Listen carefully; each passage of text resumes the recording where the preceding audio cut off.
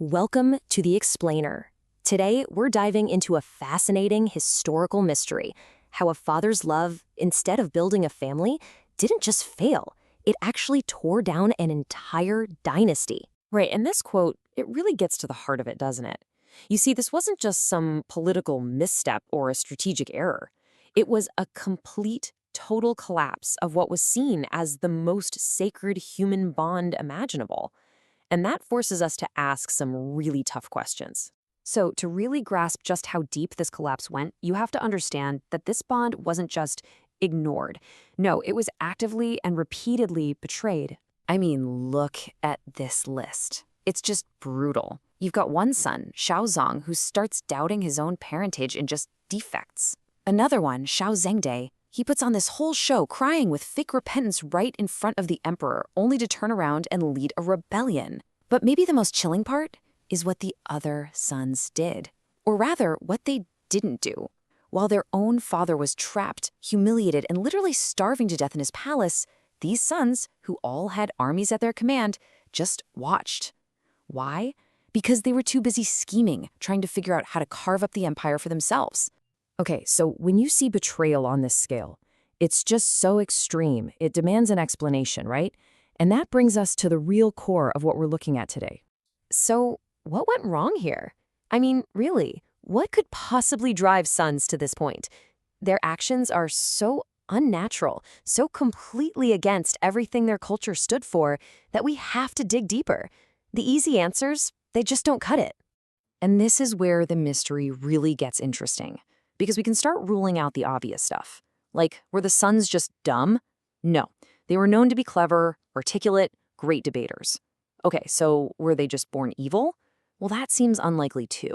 These guys had men who were intensely loyal, willing to die for them. So their cruelty, it wasn't something they were born with. It was learned. It was an outcome of something. So if it wasn't in their nature, it had to be in their nurture, right? And the first big clue, it lies in the emperor's very unique, and, as we're about to see, totally fatal idea of love. And here's the key idea. The emperor's love, it wasn't really the love of a father, someone who guides and corrects. It was this boundless, indiscriminate compassion, kind of like a monk's love for all of humanity. He treated his own sons no differently than any other person who needed grace, just giving and giving, with no limits and no distinction. And that kind of love, wow, it created a seriously toxic cycle. Think about it. When you get limitless grace, you don't learn to be grateful. You just develop infinite expectations. So what happens when reality inevitably can't meet those crazy high demands? You get disappointment. And that disappointment turns into this deep, burning resentment. The emperor, in trying to be a saint to his sons, accidentally turned them into people who could only see him as a failure. But, this flawed idea of love, that was only half the story. The other part, just as destructive, was the very specific way the emperor chose to educate his sons. So check this out. Their education made them smart, for sure, but it did it by basically taking a wrecking ball to their moral foundations. On one hand, they were taught this palace-style poetry. Think really ornate, fancy literature that was all about sounding good, not about real, deep feeling. It just hollowed out their sense of benevolence. And then, on the other hand, they were soaked in this Buddhist doctrine that basically taught them to see family as a temporary gig, just some karmic arrangement. And that completely destroyed the idea of filial piety, that sacred duty a son owes his father. And wow, this ancient wisdom from Confucius just hits the nail on the head, doesn't it? Fine words and an insinuating appearance are seldom associated with true virtue. The princes became masters of fine words. They could talk circles around anyone, but it was all a performance. This education in fancy language stripped away all the substance and left them, ethically and emotionally empty. They were incapable of the very virtue Confucius was talking about. And just think about what this kind of education does to you. If your parents are just sentient beings, no different from a stranger, where's that special sacred duty? If you're taught to feel a kind of detached compassion for your dad who's in mortal danger instead of an urgent responsibility to save him, why would you ever risk your own neck? This philosophy gave them the perfect out. It was a prepackaged excuse to just do nothing. So what happens? When you mix this limitless, unthinking love with an education that just guts your morality, you get the only possible outcome, a tragedy.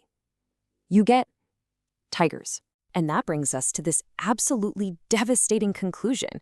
The emperor wasn't really loving his sons in a paternal way.